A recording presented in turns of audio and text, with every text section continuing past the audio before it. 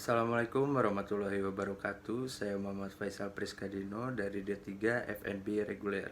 Di sini saya akan menjawab 5 soal ujian tengah semester dari mata kuliah Ilmu Gizi. Zat makro adalah makanan utama yang membina tubuh dan memberi energi. Zat makro dibutuhkan oleh tubuh dengan jumlah yang banyak dengan satuan gram. Zat mikro adalah komponen pendukung zat makro agar berfungsi dengan baik. Zat mikro sendiri terdapat dalam makanan. Dan apa saja zat yang termasuk ke dalam zat makro dan mikro? Zat mikro terdiri atas karbohidrat, lemak, dan protein, sedangkan zat mikro terdiri dari vitamin dan mineral. Karbohidrat adalah zat gizi paling penting bagi tubuh karena karbohidrat memberikan sumber energi, dan karbohidrat sendiri terdiri dari 3 unsur, yaitu karbon, hidrogen, dan oksigen, atau kita bisa menyebutnya dengan CHO. Dan lemak sendiri adalah suatu kelompok yang termasuk kepada golongan lipid atau senyawa yang tidak bisa larut dalam air. Jenis-jenis karbohidrat dibagi menjadi 3 unsur, yaitu monosakarida, disakarida, dan polisakarida. Apa itu monosakarida? Yaitu karbohidrat yang tidak dapat dihidrolis menjadi karbohidrat yang lebih sederhana. Dan disakarida produk kondensasi dari 2 unit monosakarida. Dan polisakarida yaitu produk kondensasi lebih dari 10 inti monosakarida. Dan jenis-jenis lemak itu dibagi menjadi 3 juga, yaitu asam lemak jenuh, asam lemak tak jenuh tunggal, dan asam lemak tak jenuh majemuk. Asam lemak jenuh yaitu asam lemak yang mempunyai ikatan tunggal atau karbon. Asam lemak tak jenuh tunggal yaitu asam lemak yang mengandung suatu ikatan rangkap 2 atom karbon. Dan yang terakhir yaitu asam lemak tak jenuh majemuk. Sumber makanan karbohidrat berasal dari umbi-umbian, padi-padian, gula, kacang-kacangan, mie, roti, bihun, dan lain-lain. Dan sedangkan minyak yaitu dari minyak kelapa sawit, minyak jagung, minyak kelapa biasa, atau bisa juga lemak hewani, kacang-kacangan, susu, keju, dan lain-lain. Fungsi karbohidrat ada banyak, yaitu sebagai sumber energi, penghemat protein, penambah rasa manis pada makanan, pengatur metabolisme lemak.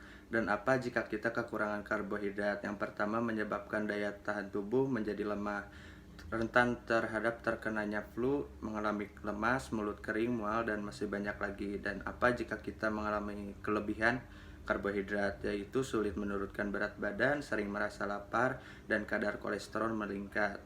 Dan selanjutnya fungsi lemak yaitu mencegah penyempitan pembuluh darah, melindungi organ tubuh, penghasil asam lemak esensial, sumber dan pelarut vitamin A, D, E, dan K. Dan apa jika kita kekurangan lemak?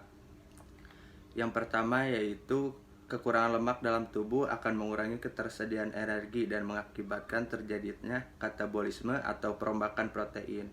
Dan jika kita kelebihan lemak, yaitu kelebihan lemak, pastinya kita akan mengalami obesitas. Pengertian vitamin D, B9, dan vitamin C. Yang pertama, vitamin D adalah grup vitamin yang larut dalam lemak prohormon. Vitamin ini banyak berperan dalam pembentukan struktur tulang dan gigi. Selanjutnya, vitamin B9. Ini penting pada periode pembelahan dan pertumbuhan sel. Dan vitamin C yaitu termasuk golongan vitamin antioksidan yang mampu menangkal berbagai radikal bebas ekstraseluler. Jenis-jenis vitamin D, B9, dan vitamin C. Yang pertama, jenis vitamin D terdapat 2 bentuk aktif dalam vitamin ini, yaitu vitamin D2R kalsitriol dan vitamin D3 kalsitriol. Aktivasi vitamin D dilakukan oleh hormon paratiroid.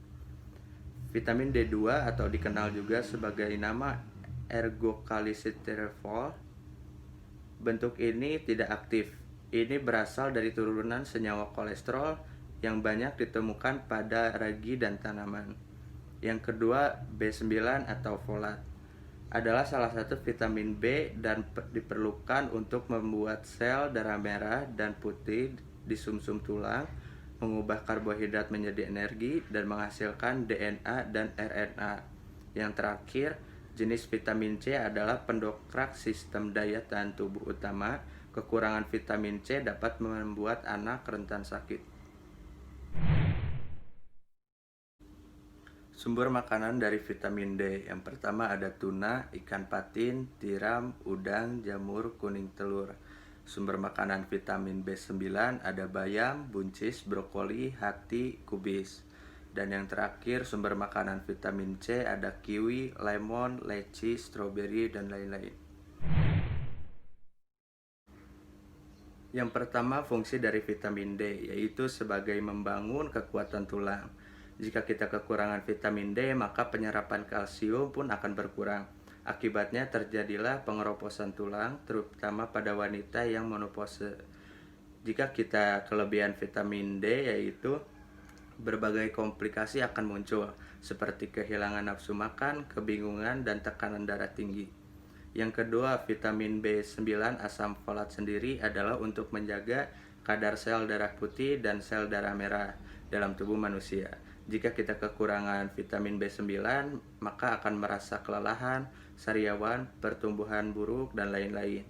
Jika kita kelebihan vitamin B9, yaitu kadar asam folat yang berlebihan dapat memicu peningkatan asam lambung. Yang terakhir, fungsi vitamin C. Yang lainnya adalah menormalkan tekanan darah tinggi, menurunkan resiko serangan jantung, hingga menurunkan kadar asam urat dalam darah.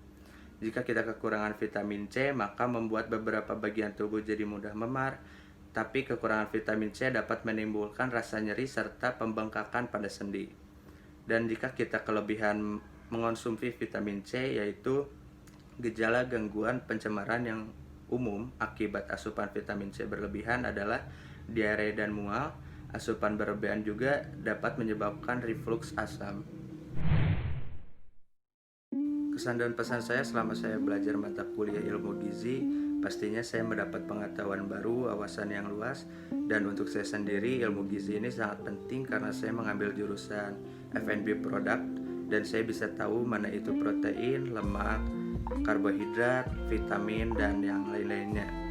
Dan pastinya belajar mata kuliah ilmu gizi menyenangkan dan mudah dipahami.